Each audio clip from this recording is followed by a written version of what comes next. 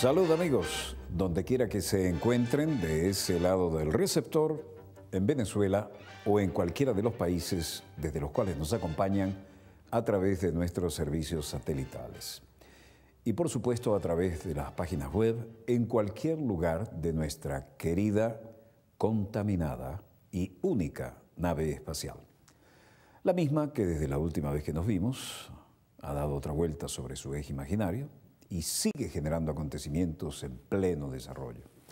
Anoche hicimos el programa, mostramos resumen del gran desfile de los 200 años de la independencia. Tal vez ustedes no lo vieron, pero sí lo hicimos. Todo el equipo estuvo aquí literalmente al pie del cañón. Y claro, la situación hoy nos lleva por algunos caminos un poquito trillados, con algunos pequeños cambios, pero las tendencias son las mismas. Hoy resulta evidentísimo, entre otras cosas, el desafío del tema nuclear en el ámbito del Medio Oriente en especial, ¿no?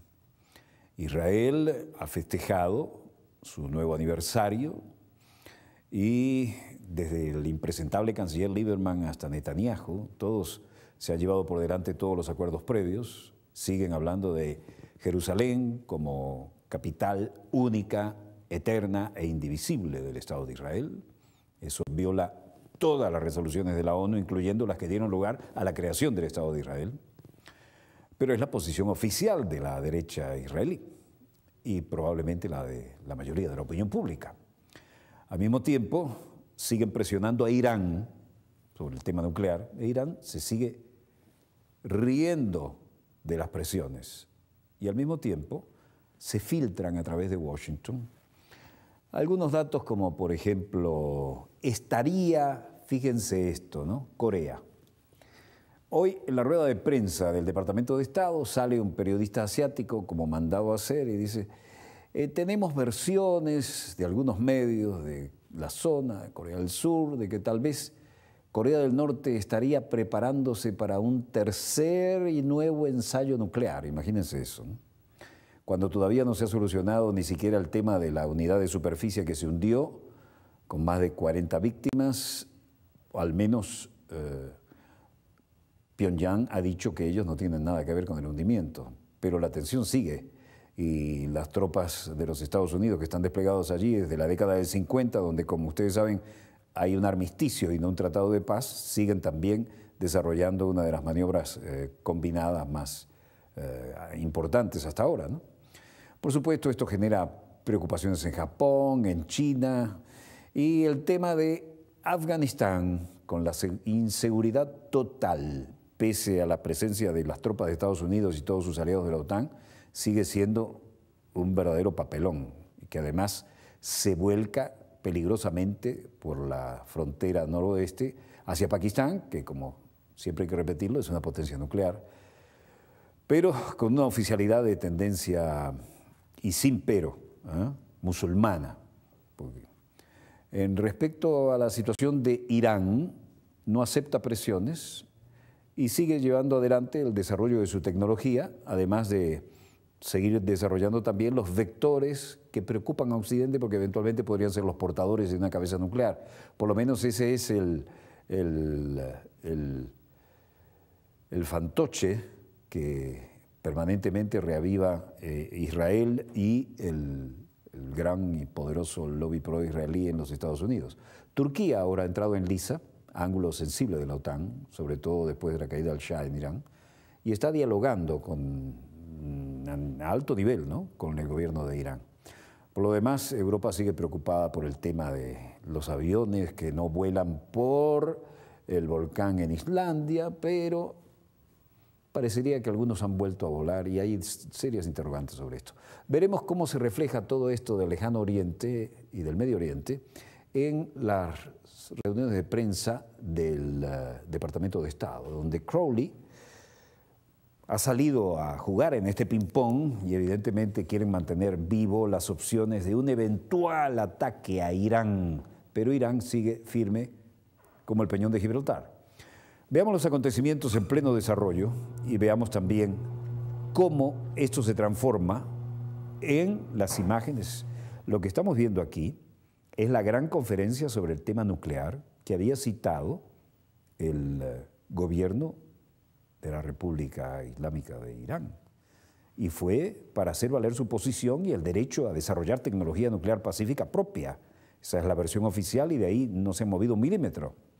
Mientras esto, que ha generado verdadera preocupación en todo el ámbito internacional, por supuesto esta conferencia ya terminó, pero era la respuesta directa, un tiro por elevación a Washington y a la conferencia nuclear que había preparado Obama y de la que nadie parece haber estado muy satisfecho con los resultados, ¿no? Esta fue la respuesta. Y todavía hace reverberación este tema, porque si bien Ahmadinejad se maneja en un tono tranquilo, no deja de ser más que contundente en sus declaraciones.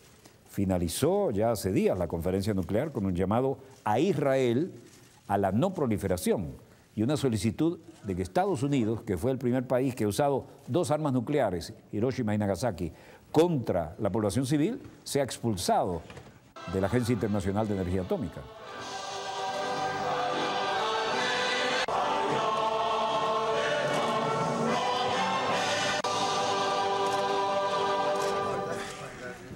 Esta importantísima cita que se realizaba este fin de semana en Teherán se hacía después de una reunión similar en la que participaron 47 países en Washington la semana anterior, de la cual fueron excluidas precisamente Irán y Corea del Norte, países que han anunciado adelantar programas atómicos con fines pacíficos.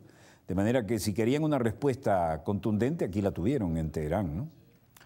La conferencia en la que participaron 60 países criticó lo que se consideró en las discusiones como la moral de doble rasero de las potencias nucleares, que llaman al desarme sin hacer mención a su propio arsenal y al arsenal de no menos de 200 a 300 cabezas nucleares de Israel y nunca declarado, y que nunca ha firmado tampoco el Tratado de No Proliferación Nuclear. Un Oriente Medio sin armas nucleares requiere que el gobierno sionista se integre al Tratado de No Proliferación, señaló en la declaración final esta gran conferencia, declaración que fue leída por el canciller iraní Manuher Mottaki. El jefe de la diplomacia iraní negó además que la conferencia celebrada en su país fuese un intento de réplica a la cumbre de seguridad nuclear celebrada en Estados Unidos por convocatoria expresa de Barack Obama.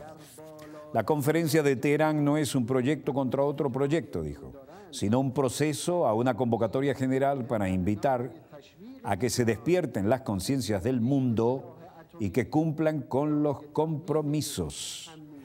Ahmadinejad denunció que Estados Unidos e Israel son los causantes de la proliferación de armas nucleares en el mundo.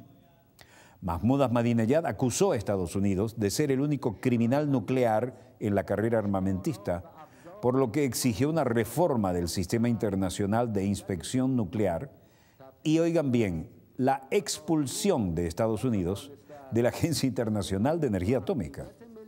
Estados Unidos es el único país del mundo, dijo, que ha utilizado armas nucleares y amenaza con volverlo a hacer. Esto en alusión a los bombardeos sobre las ciudades japonesas de Hiroshima y Nagasaki en agosto de 1945, a finales de la Segunda Guerra Mundial. Y luego agregó, reuniéndose con los principales cancilleres del área, el uso de armas nucleares es la principal razón de la carrera nuclear. Aquellos que poseen armas nucleares son los mismos que llevan a otros a proliferar. La mitad de las armas nucleares que existen en el mundo las posee Estados Unidos. Aquí lo vemos a Ahmadinejad recibiendo a los diferentes ministros de Relaciones Exteriores del área. Y en este particular funcionó la conferencia. Aquí estaba reunido con el presidente iraquí.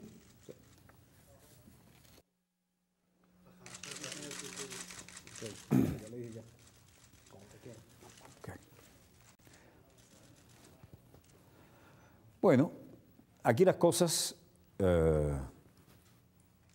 tenemos contacto con el Palacio de Miraflores, donde hay una reunión del más alto nivel, encabezada en este momento por el presidente de la República, el comandante en jefe Hugo Chávez Frías, vamos a escuchar, vamos a darle pase a ver qué novedades tenemos ahí. Adelante, comandante, presidente.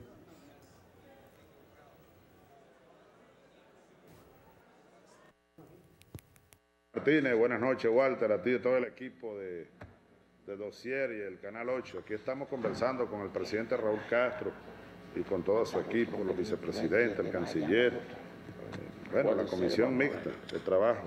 Estamos inaugurando, Walter, reuniones cada 3 meses para acelerar, ¿no?, las relaciones bilaterales Cuba-Venezuela. ¿Qué tal? ¿Cómo estás tú? ¿De qué estás hablando? Que estamos viendo ahí a Ahmadinejad. ¿Con quién estaba hablando Ahmadinejad? Bueno, Ahmadinejad, señor presidente, primero permítame hacerle llegar mis respetuosos saludos al doctor Raúl Castro, ¿no? Estaba haciendo un raconto de la conferencia del fin de semana, que fue una réplica a la conferencia nuclear que había preparado Barack Obama en Washington. Y entonces Teherán, que no acepta presiones en el desarrollo de su tecnología nuclear con fines pacíficos, como lo ha reiterado Ahmadinejad, realizó su propia conferencia este fin de semana. A la de Washington fueron algo más de 40 y aquí en Teherán estuvieron unos 60.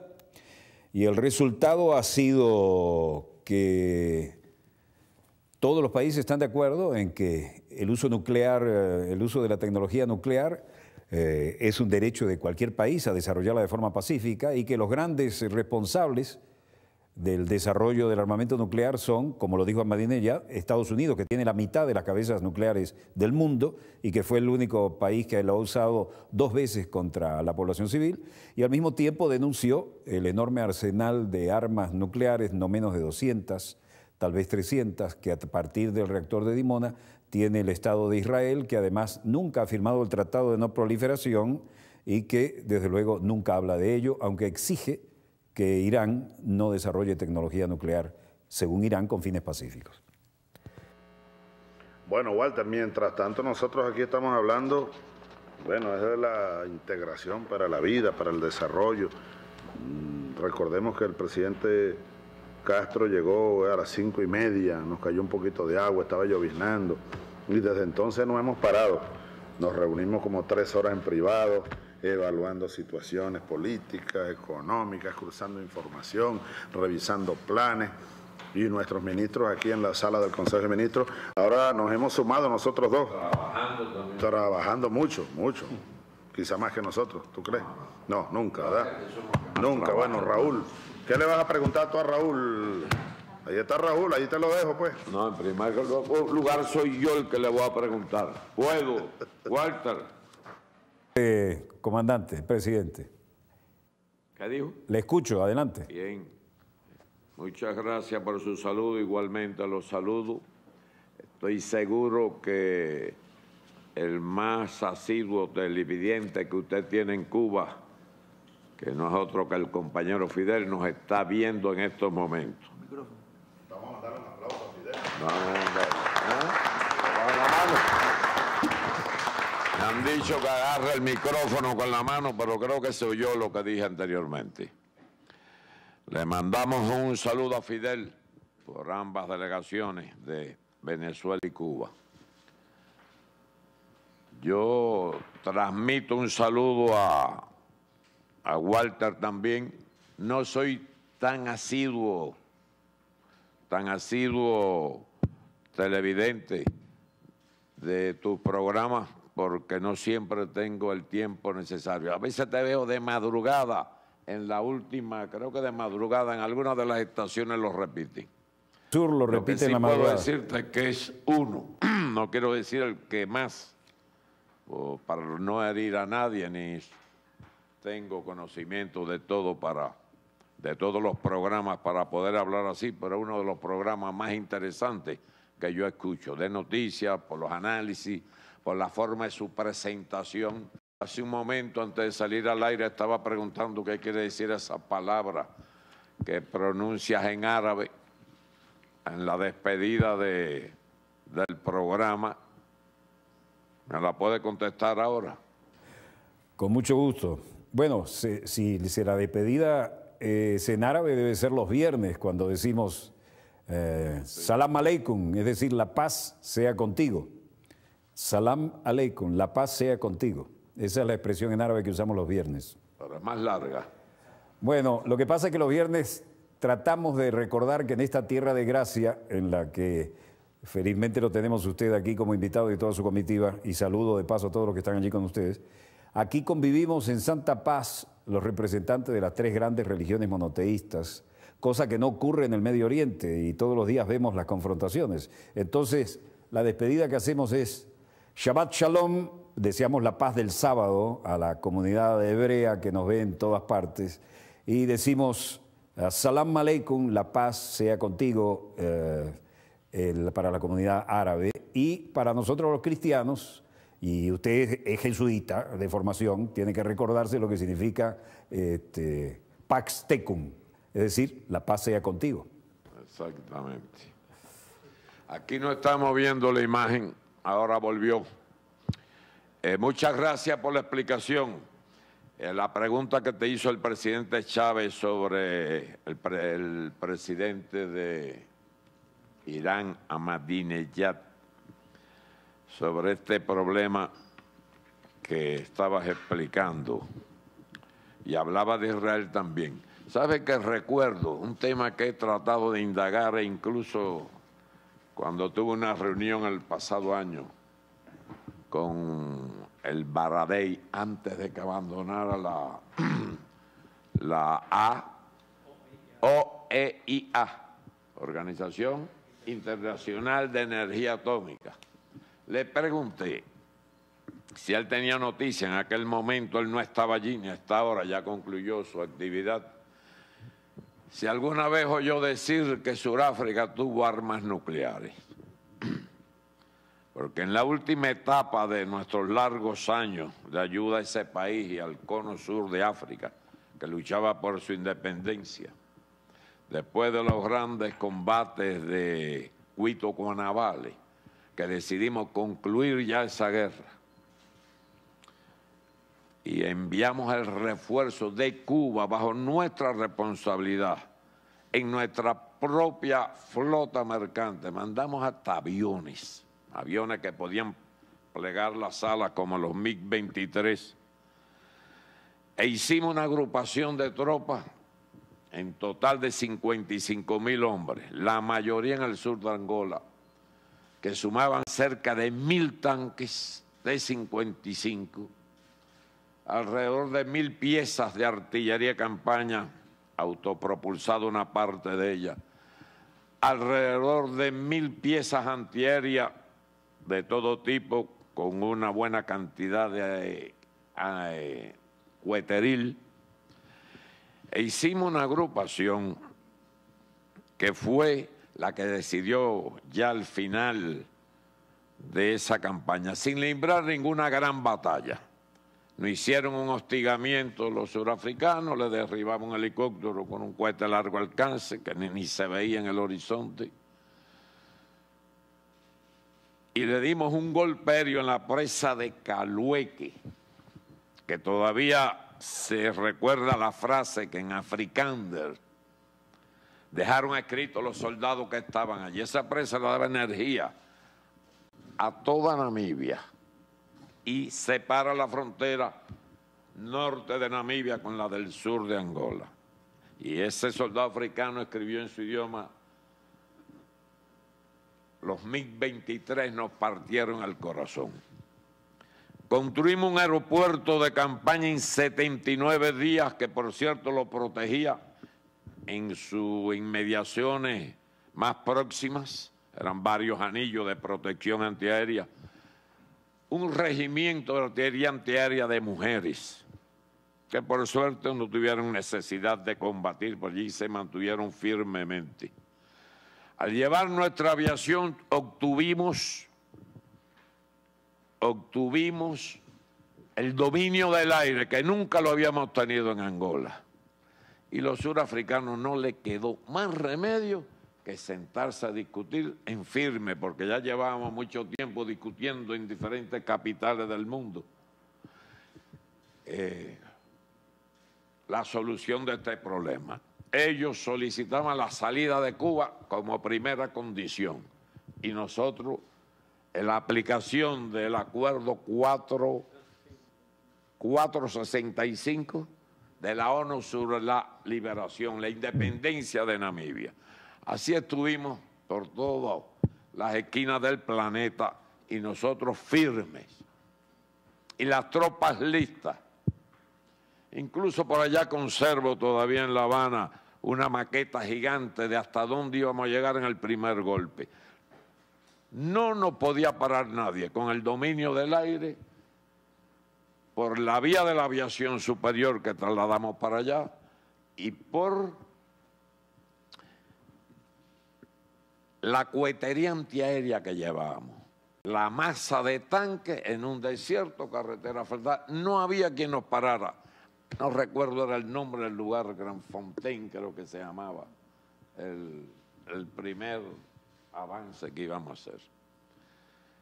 Por suerte no hubo que hacer nada de eso, por eso se habla de Cuito Cuanavale, que era por el sureste, el avance que estaban haciendo por allí, y al concentrar esta gigantesca agrupación para las escalas nuestras, pues tuvieron que retirarlo los de Cuito y sucedieron estos acontecimientos que te estaba señalando. En ese momento, que es donde voy y por donde empecé este tema, calculábamos que Sudáfrica tenía 5 armas nucleares, no de gran calibre. Recuerden que las bombas de Hiroshima y Nagasaki, que oí que mencionabas hace un momento, eran de alrededor de 20 kilotones, o sea, el equivalente a 20.000 toneladas de TNT. Y ya viste los daños que causaron, los destrozos que causaron en cuestiones de minutos o segundos, y las consecuencias que se están pagando todavía en esas ciudades, con los descendientes de las víctimas de aquella ocasión que fueron afectados.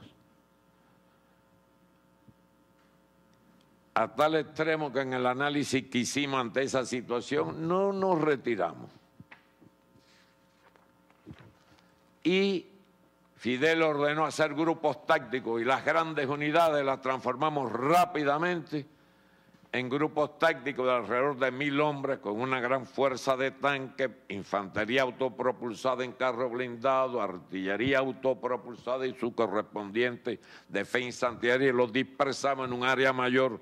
Cuestión que si nos daban un golpe nuclear, reducir lo más posible sus efectos, mientras se seguían las discusiones. Hasta que por fin se dieron, se firmó en la ONU, a ver si alguno de los cubanos aquí presentes recuerda, era en diciembre, estaba Malmierca del canciller, en el 89 La Paz allí, estaban los generales cubanos, héroes de la República, una parte de ellos que se ganaron ese alto distinción, título honorífico por su historia, por sus hazañas en Cuba, en nuestras luchas, y unos cuantos en Angola. Y así se obtuvo, ayudó a obtener, y jugamos un modesto papel, reconocido por los namibios, reconocido por el propio Mandela, y se arrancó la independencia de Namibia. Y se quedó tambaleándose el apartheid, bien, tambaleándose bastante. Frases de Mandela incluso. Pero la cuestión, y cumplimos, nos retiramos en el tiempo establecido, y Angola siguió su lucha contra las bandas lunitas apoyadas por los Estados Unidos hasta que, por fin, a un terrible precio de vidas humanas y de destrucción del país, lograron su independencia. Es decir, que desde Cabinda, el enclave que está al norte del río Congo, separado un tramo de Angola del territorio, del resto del territorio, hasta Cunene, que es esa frontera sur de que te hablaba, Angola quedó intacta, con su enorme territorio de 1,4 millones de kilómetros cuadrados. 1.250.000 kilómetros cuadrados. Namibia independiente y el apartheid rodó por el suelo. Mi pregunta, y para concluir, te la hago a ti, aunque sé que no tiene respuesta ahora. ¿Quién le dio? Después supimos que eran 7 las armas nucleares que tenía. ¿Quién le dio esas armas a Sudáfrica? ¿Dónde fueron a parar esas armas? Porque apenas Mandela salió electo presidente de dicho país, se desaparecieron. ¿A dónde fueron a dar esas armas? Le pregunté al Baradei y me dijo que no lo sabía. Yo le dije que nosotros nos enteramos, porque eso era conversación casi diaria en los pasillos de la agencia que él dirigía allá en Viena. Eso era conversación de pasillo, pero las armas existieron, 2 más de las que calculamos inicialmente. Las armas desaparecieron y nadie ha hecho ninguna explicación. Yo creo que tenemos derecho, en nombre de los muertos que tuvimos nosotros allí ayudando a esos países a su independencia, a saberlo un día. Y además, recordar lo siguiente. El sábado pasado sé que habían ya 20.000 vuelos suspendidos en Europa. No sé cuánto habrá hoy, lunes, como consecuencia del volcán que estalló, creo que en el sur de Islandia. Estalló porque era debajo de un glacial y ha producido una gigantesca nube de polvo, no sé, hielo, arena. Estalló. La temperatura de un volcán junto con el frío de un glaciar, imagínense el estallido que eso formó, que no es la primera vez que sucede. Y todavía no sé cuál será la situación en Europa, pero en Cuba se habían quedado miles de turistas que tenían que ir a Europa atrapados, aunque siguen disfrutando sus vacaciones obligadas, en este caso pagadas ya por las empresas aéreas que tienen la responsabilidad de llevarlo. En España hay una situación, digo, en la Europa occidental, una situación complicada por esas nubes. Y a su vez yo meditaba el otro día, eso fue solo un volcán. Imaginarse lo que sería un pequeño o limitado intercambio nuclear entre potencias. Se produciría, ya eso se sabe, un invierno nuclear que ocultaría el sol meses. Algo parecido a lo que sucedió cuando hace más de 70 millones de años, según los científicos, desaparecieron los dinosaurios. Pero un meteorito que dicen que cayó cerca de Cuba, por allá por Yucatán, que fue la base de la extinción de los dinosaurios. Si un simple volcán, como el ya mencionado de Islandia, ha ocasionado eso, y esa nube le va a dar la vuelta al mundo, y son interesantes los datos que sobre el mismo he podido leer brevemente antes de venir a Caracas. ¿Qué sería un intercambio? Quiero decir que lo mejor, y estabas hablando del tema de Irán, que según la declaración de su dirigente ellos pretenden el derecho que tenemos todos de explotar la energía pacíficamente a los que tengan recursos para hacerlo. Para este escándalo que están armando y creándose las condiciones para que se le dé un zarpazo a dicho país. ¿Y por qué no hablamos más de la desaparición de todas las bombas nucleares parejos para todos? Pero sobre todo te preguntaba, y ya te dije que no podía contestarlo ahora, Tu programa se oye bastante, sé que internacionalmente. ¿Qué podrías averiguar tú de eso? Incitar, ya que te enteras de tantas cosas en tu magnífico programa, que es una lástima que yo no puedo oír diariamente. Uno de los factores de lo que Fidel está más enterado que yo es por la cantidad de cables y documentos que lee, estudios que hace, y además porque te escucha a ti. Bueno, ya acabé. Tengo una modesta respuesta a su pregunta. ¿Tan rápido? Si me permite, puedo hacer un poco de historia y alguna anécdota que además fue publicada en medios estadounidenses de la época.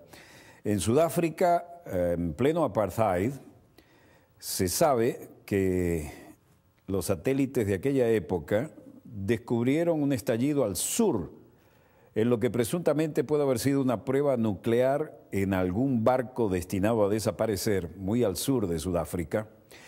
Y eso se debe a que era la época en que no se podían hacer simulaciones de alta tecnología en las computadoras de los experimentos nucleares. Por lo tanto, Israel y Sudáfrica desarrollaron en forma conjunta, en esa época en que no había manera de desarrollar los experimentos por las supercomputadoras, la tecnología nuclear. Y de hecho salía material enriquecido, no enriquecido, uranio desde Sudáfrica. El punto llegó a tal extremo que un agregado militar de Estados Unidos en Sudáfrica, que era un piloto dominguero, tenía una Cessna bimotor y volaba sobre los desiertos de esta zona de Sudáfrica, que eran un perfecto polígono, aunque mucho más sano para los sudafricanos, era el intento de hacer una prueba mar afuera. Bueno, por alguna razón, algunos dicen, algunas malas lenguas dicen que fue el Mossad. Ese agregado militar estadounidense, piloto dominguero, fue expulsado de Sudáfrica porque le encontraron debajo de su asiento en la Cessna bimotor una supercámara para tomar fotografías aéreas. Y evidentemente Estados Unidos estaba tratando de averiguar quién estaba desarrollando, con qué tecnología, qué estaban participando allí. El poderoso lobby pro-israelí parece que echó un manto de silencio, pero sí hay un rastro de un satélite que captó lo que podría ser una explosión nuclear al sur de Sudáfrica. En aquella época, era como en la época ahora de las drogas, ¿no? Un viejo barco que no servía para nada, pero que todavía podía traer petróleo hasta aquí, llegaba, se metía en un puerto de Sudáfrica, descargaba toda su carga de petróleo violando el embargo, luego lo daban por siniestrado y ya estaba más que pagado 10 veces. Lo mismo pueden haber hecho con uno de esos barcos y ahí podría haber sido el estallido muy al sur de Sudáfrica que fue detectado. Poco después empezó ese agregado militar a volar sobre el desierto de Kalahari y toda esta zona y de pronto las autoridades de Sudáfrica le dicen, las malas lenguas, insisto, dijeron que fue el Mossad que le jugó sucio a sus aliados de Estados Unidos, que ese agregado militar que volaba como piloto dominguero en realidad estaba tomando información aerofotográfica con una supercámara de las posibles experimentaciones de ese tipo en Sudáfrica, al punto tal de que sí le encontraron la cámara en el avión y el hombre no estuvo ni 24 horas, lo sacaron de allí. De ahí podría haber salido primero material apto para la creación de lo que se tiene bajo tierra en Dimona, que después que Mordejai Vanunu, ex empleado de Dimona, dijo a un periódico londinense importante todo lo que había en Dimona, y el hombre estaba protegido por los británicos, se confirmó. Pero lo de la explosión y lo de la expulsión del agregado militar es un hecho. Ahora, Mordejai Vanunu murió en su libertad, ¿no? Cuando le mandaron una bellísima espía que lo conquistó y le invitó a darse una vueltica por el Mediterráneo, allí lo agarró el Mossad y se lo llevaron preso. Pero lo de... él logró escribir en la palma de la mano, me están secuestrando, y lo colocó sobre el vidrio de la camioneta en la cual se lo llevaban al aeropuerto. Desde entonces Mordejai Vanunu es un prisionero en su propio país, pero lo de Sudáfrica, respondiendo a su pregunta, sí había desarrollo tecnológico por parte de Israel, a pesar de que los israelíes, con el racismo extremo de los afrikaners, Ni siquiera podían ir al mismo country club que iban los blancos, así fueran rubios y de ojos azules. Pero no les importaba porque estaban desarrollando armamento común y en ese momento no había las supercomputadoras para hacer un desarrollo computarizado de la explosión nuclear como se puede simular ahora. Ese es el aporte que puedo hacer. Bueno, yo me he quedado sorprendido realmente de tus conocimientos. Yo había oído algunas cuestiones de estas que has mencionado, pero no al conjunto de la explicación que has hecho. Ni nos hemos dedicado realmente a investigar, salvo alguna que otra incursión como esta con el Baradei, como tema secundario en una conversación. Realmente puedo decir que eres un archivo, porque lo que menos se podrá imaginar algunos televidentes que nosotros no nos hemos puesto de acuerdo. Cualquiera cree que nos pusimos de acuerdo, hice esta pregunta y que él la respondió automáticamente. Motivo más para sumar unos tantos más a la admiración que sentimos por usted, lo trato de usted en este caso, como respeto, a pesar de que soy mayor que usted. Muchas gracias. Me despido, le paso el micrófono al compañero Chávez por si quiere decir algo más. Él está presidiendo esta reunión. Soy anfitrión de él. Soy invitado de él. El anfitrión es él. Hemos trabajado duro. Me voy próximamente. He hecho un viaje con el cual mi delegación y yo estamos plenamente satisfechos. No niego que con un poco de agotamiento por los 2 días de actividades que llevamos en Caracas, que tal parece que hace 15 días. Pero hemos trabajado, anoche descansamos algo y estamos concluyendo ya una reunión, como ya lo explicó el presidente Chávez. Y por supuesto, volveré, como aquella primera vez, hace 57 años que ya les dije el día de mi llegada, cuando de Curazao llegué aquí en un barco que venía dando tumbos. Me gustaba, era de carga y pasaje porque paraba en cuantos puertos había por ahí. Y de Europa llegamos a Curazao el 3 de junio del 53, era mi cumpleaños, cumplí 22 años ahí. Y después llegamos a La Guaira, y de La Guaira, por aquella vieja y estrecha y peligrosa carreterita, llegamos a Caracas. Vine con 2 guatemaltecos jóvenes. Uno se graduó de economista, Bernardo Lemos, que murió asesinado siendo un eminente profesor de economía en las dictaduras guatemaltecas, y el otro, Ricardo Ramírez, fue un guerrillero que dirigió el movimiento aquel del Ejército Guerrillero de los Pobres.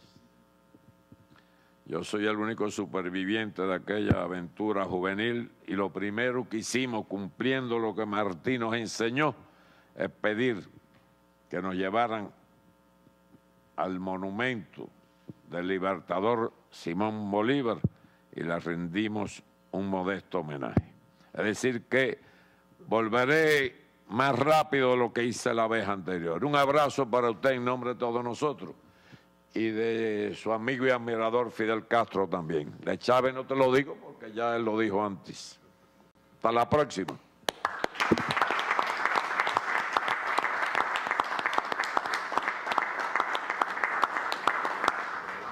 Bueno, Walter, mientras tanto, bueno, fíjate ustedes, todo lo que estamos aprendiendo aquí, toda la relación histórica que Raúl nos hizo en unos minutos.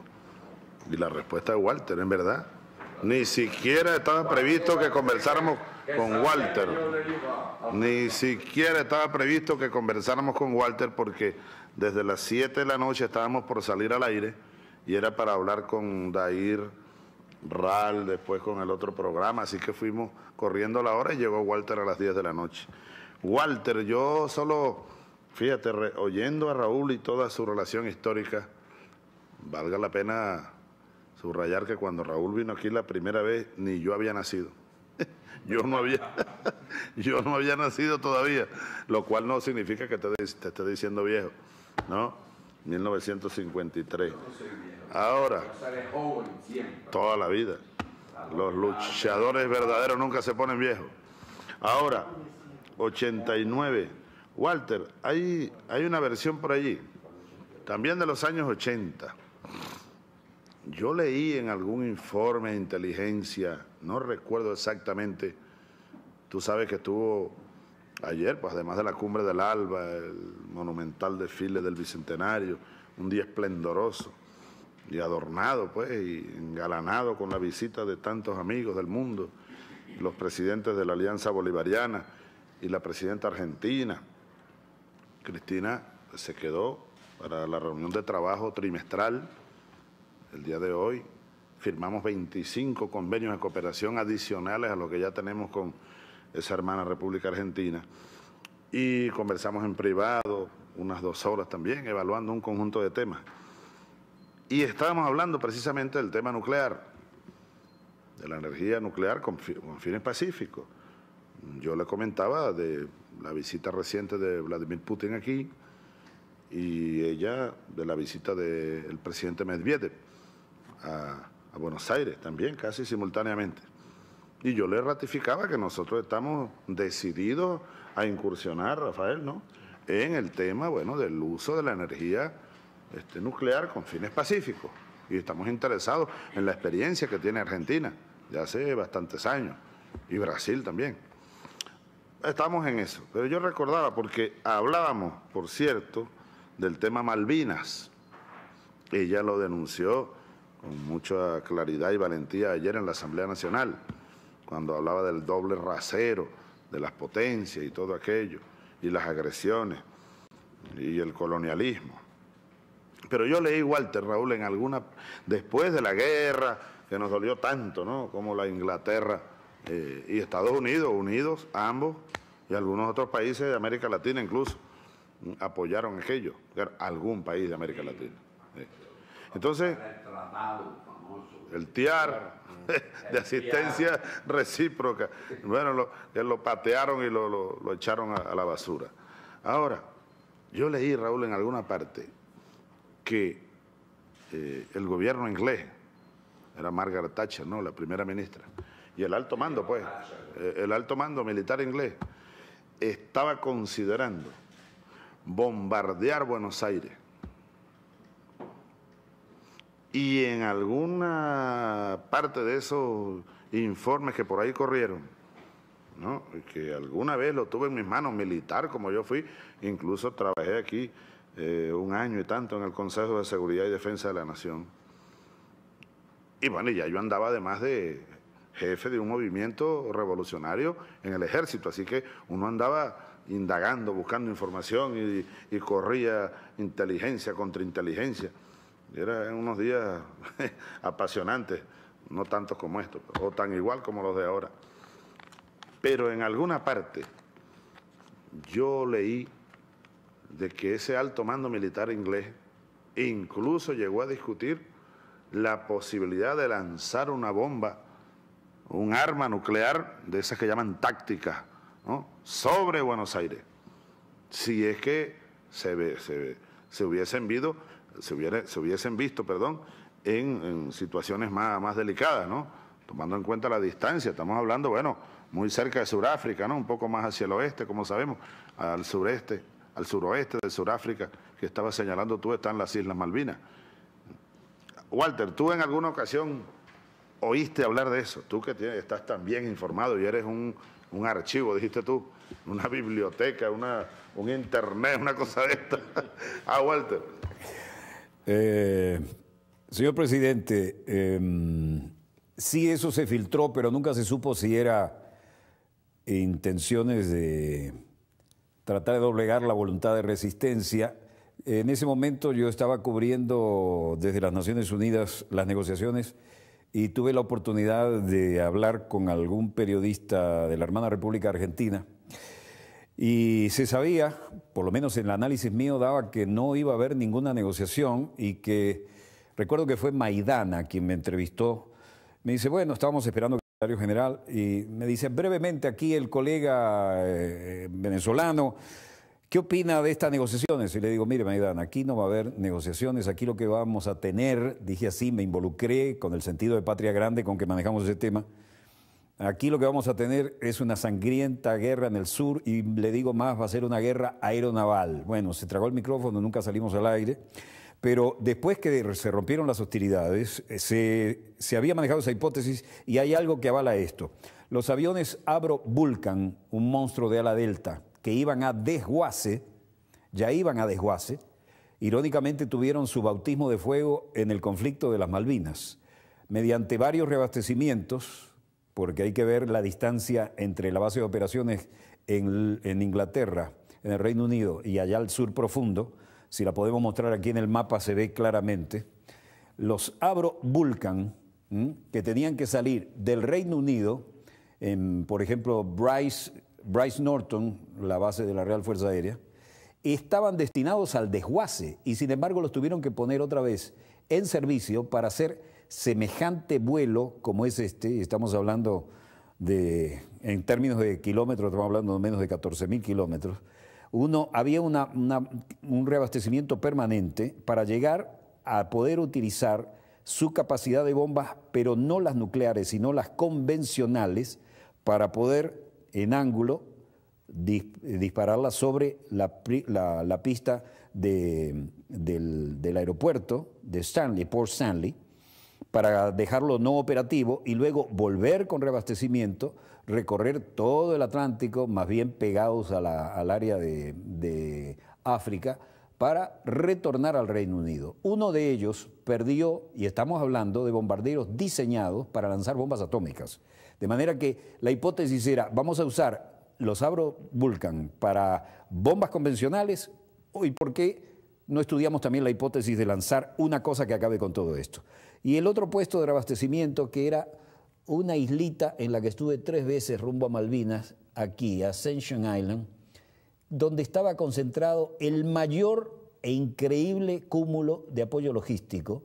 Y después de la guerra nos enteramos que los británicos decían, si algunos hombres ranas de los argentinos, que son muy buenos, llegan aquí y nos colocan unas bombas, se va al diablo el apoyo logístico. Uno de los Avro Vulcan perdió el enganche con su avión nodriza y terminó en Río como alternado. Y de allí lo mantuvieron hasta el final de la guerra. Lo vine a encontrar aquí en Escocia, en una visita que hice al retornar de las Malvinas, y tengo la foto incluso. Pero hay una cosa interesante a este respecto.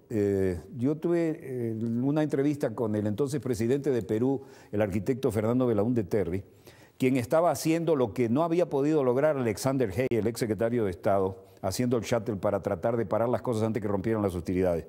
Y él me confirmó, en el Salón de los Espejos del Palacio Presidencial, me dijo, Walter, el día que hundieron el Belgrano, los generales argentinos estaban dispuestos a aceptar mi plan de paz. De manera que el hundimiento de Belgrano por parte de un submarino nuclear, y un submarino nuclear no es un barco de piratas que tiene una bitácora escrita a mano, ¿no? Son electrónicas y redundantes. Pues la bitácora desapareció y nadie sabe por qué el Belgrano, que era un buque de la Segunda Guerra Mundial y que estaba fuera de la zona de exclusión e iba rumbo a tierra, fue hundido. Bueno, fue hundido para crear el casus belli, porque a la señora Thatcher se le dijo, señora, si usted nos obliga a este esfuerzo logístico, el almirantazgo lo hará, pero tendremos que sacar a la gente de los buques cruceros de turismo que tenemos en el Mediterráneo y transformarlos en transporte. Tendremos que poner en funcionamiento los Avro Vulcan para lanzar bombas nucleares que ya iban al desguace. Tendremos que retirar de la venta los portaaviones. Uno iba a Australia y el otro ya estaba prácticamente para el desguace. Y si nos obliga a este esfuerzo, sepa que la flota no puede volver sin combatir. Por lo tanto, si creemos al arquitecto Belaúnde Terry, y tengo el cable que generó eso y que le llegó en el informe de la mañana a la señora Thatcher a través de Reuters, si vamos a creer esa hipótesis, entonces el Belgrano fue hundido para poder generar el casus belli que justificara todo ese desplazamiento y no tratar de arreglar luego negociaciones. De manera que si movieron los Avro Vulcan, que eran pura y exclusivamente en la plena Guerra Fría, para lanzar bombas nucleares, daba lo mismo poner una bomba convencional para destruir la pista de Port Stanley que guardarse como hipótesis la posibilidad de utilizar una bomba nuclear. Gracias, Walter. Yo creo que hay que a Walter darle un... Claro.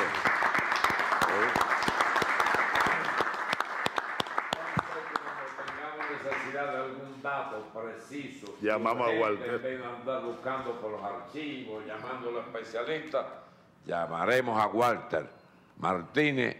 No siempre en sus estudios, porque sin querer le hemos violado el programa de unos cuantos minutos le hemos ocupado. Yo no sé si a él le permiten pasarse unos minutos que Chávez le ha consumido aquí.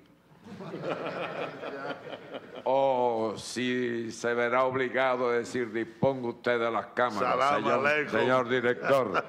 Un abrazo y hasta la próxima. Gracias, Walter. Bueno, gracias, Walter. Nosotros seguimos aquí trabajando. Bueno, todo el plan económico, Walter, un minuto te lo digo, ya no hay más tiempo, te dejamos libre al canal, pero nosotros seguimos acá, Raúl. Bueno, parte a La Habana con todo el equipo. Aquí está, bueno, el comandante Ramiro Valdés, el canciller Bruno, están los ministros, Cabriza, el vicepresidente Cabriza, Malmierca, el ministro Malmierca, el jefe de las misiones cubanas en Venezuela, Roberto López, el embajador Rogelio, nuestro grandísimo amigo que es otra biblioteca, ¿no? Eusebio Leal, el otro archivo, bibliotecas ambulantes. Bueno, Walter, nosotros estamos trabajando un plan, bueno, el plan político, Cuba, Venezuela, la integración, el proyecto de Bolívar Martí, y ahora estamos desarrollando un mapa más detallado de complementación económica, desarrollo económico, las misiones, desarrollo social. Hay que ver cuánto nuestro pueblo tiene que agradecerle a la Cuba revolucionaria. Aprovecho para volver a agradecerle en tu persona, en ustedes, en Fidel, que nos está viendo y oyendo, no tengo duda, ¿verdad? Seguramente está llamando ya, ¿no te ha llamado? Seguramente está llamando a Cuba. Denos Cuba en qué servirla. Tomemos el verso o la palabra de Martí y devolvemos. Amor con amor se paga. Denos Cuba en qué servirla y tendrá aquí en nosotros unos hijos. Que viva Cuba y que viva Venezuela. Gracias, Walter. Nos despedimos, pues. Gracias. Bueno, evidentemente esto no estaba previsto, así que voy a decirle, si nos están oyendo todavía, que esperamos que algún día el presidente Raúl Castro nos dé la exclusiva y venga a que lo entrevistemos aquí, ¿no? Además, el gran Caguairán, doctor Fidel Castro Ruz, nos tiene prometido que si va a dar otra entrevista nos la va a dar a nosotros, así que estamos esperándolo. Muchas gracias por ayudarnos a hacer el programa, se fue la hora completa. El Bravo Eco 11 se encuentra a unas 100 millas del noroeste de Talcahuano y eso significa que está navegando sin novedad. ¿Estábamos correctos en ese dato, Ferrer? Sí. Muy bien. Estamos en esta... No, en esta zona de Antofagasta, ¿no? Estamos por acá. Sí, señor. Bueno, se nos fue la hora completa, pero tuvimos una tremenda exclusiva. Este diálogo en este momento no es, para citar lo que está de moda con la ilustre visitante, poca cosa. De manera que volveremos mañana, Dios mediante, cuando nuestra querida, contaminada y única nave espacial haya dado otra vuelta sobre su eje imaginario y estemos aquí para contarles la pequeña gran historia de las próximas 24 horas. Mientras tanto, al ilustre visitante, el agradecimiento del equipo con nuestro grito de guerra de siempre. Equipo, ¿cómo quedó eso? Bien. ¿Cómo? Muy bien. Disponga usted de las cámaras, señor director.